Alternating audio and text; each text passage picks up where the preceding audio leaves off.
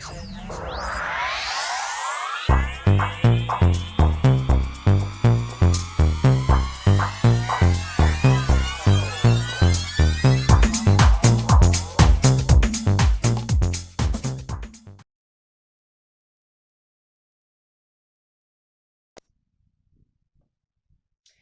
everyone to your chakra reading for September. Hope you friends are doing great out there. If you friends like this, please like and subscribe.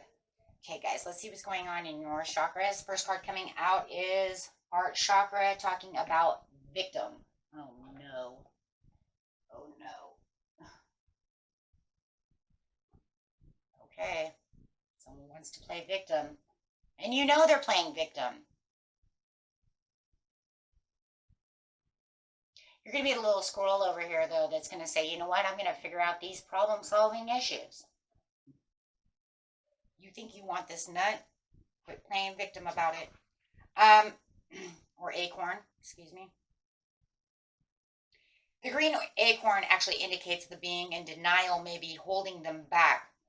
To move forward, you must take an honest assessment of the situation. So the green acorn might actually be holding you back as well. So it feels like it's almost 2 in 1 in this reading, because it feels like they're playing victim and they don't want to let the acorn go, but yet you're also holding on to the acorn because you're saying, why are you doing this? So you need to assess the situation. And that's where the squirrel really comes in, as assessing that. There could be some kind of denial or underlining anger going on, as we see with the dragon over there, right? And this person is like angry, but yet in denial about the situation. But no matter what it is, it's then you feeling blocked, right? Because they are blaming maybe you for the situation when it's their problem. Past resentments, deluding themselves, putting you as the problem when it's actually them as the problem.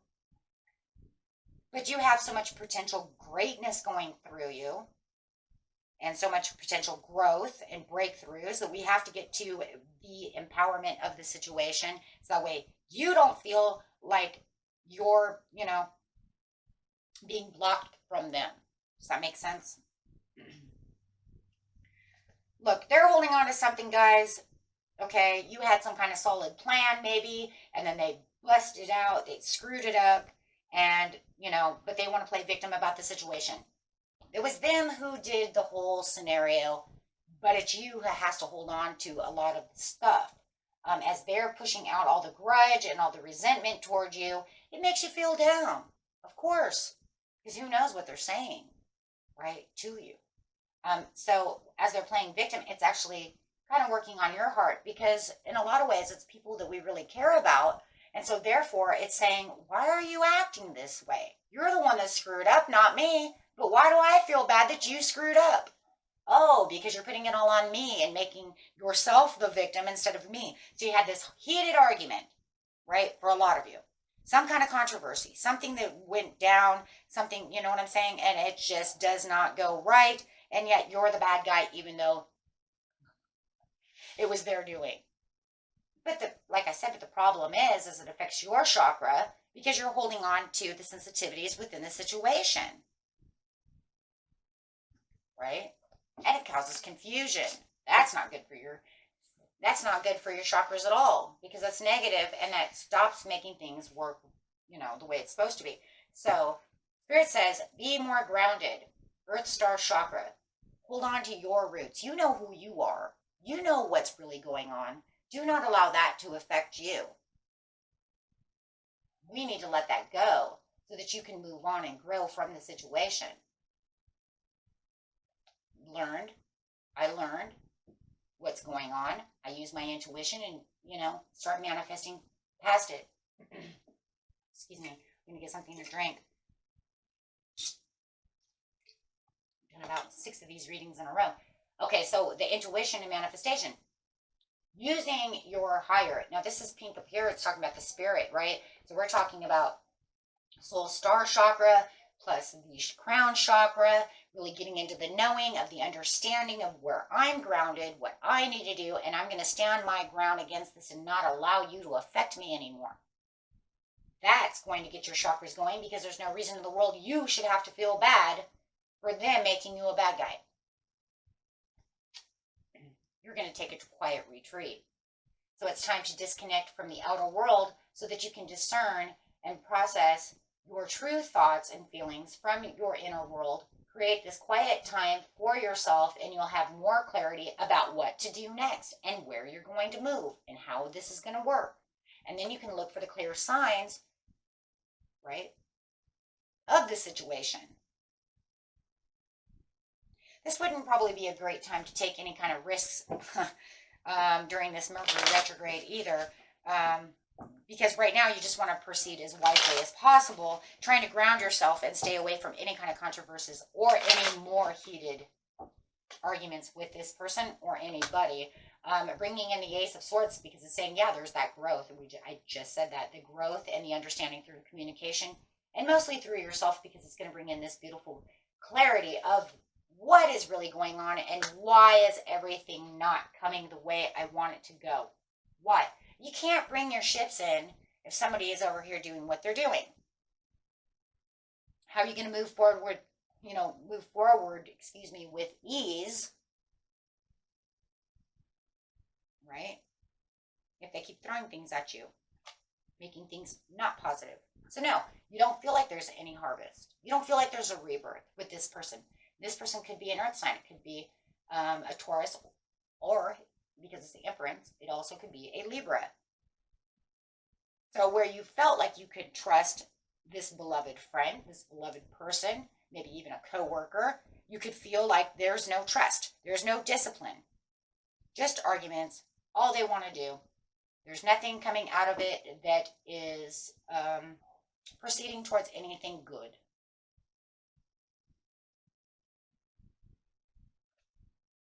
So you're going to manifest what you need. There's the arguments, the disappointments. You might even feel like this person is angry, disappointed.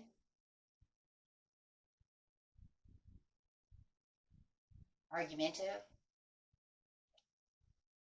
And it also shows that you're a little disappointed within the situation as well.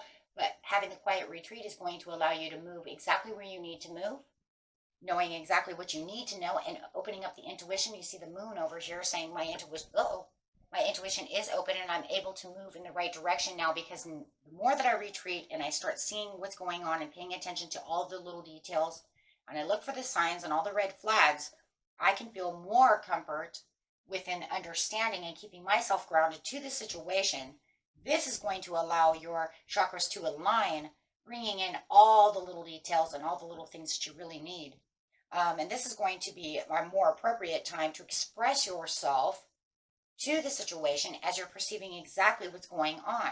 New strategies and goals are likely to be in your favor at this time, because you now are being able to make leaps of faith. So where I said wouldn't be the time to make any kind of risks, I say no. Not until the perception is done. Not until you have what you need. When you start seeing the signs and the perceptions and the little light bulb goes off in your mind, then you know it's time to make the leap of faith. Now you know, because now you're more aligned with yourself. When you're aligned with yourself, you no longer have worry, doubt, anger, upsetness. You can feel more joy, happiness, because that's what the alignment of the chakras brings in, my friends. It brings in happiness, comfort, desire, optimism. If you're not optimistic, your chakras are messed up. There's something wrong, right? And that's what it is. Your thoughts are not aligned with what's really going on. When your chakras get in a row, your soul is happy, your aura is shining, and you're saying, I can do this. I have, I want, I can, I love, I communicate, I can listen, I can talk, I can see, and I know. Boom. Those are positive aspects. Because when you say I can't, not, no, not, can't see, I don't know what the hell's going on, then you're all messed up. You're not going to move really anywhere and not really going to get a whole lot done.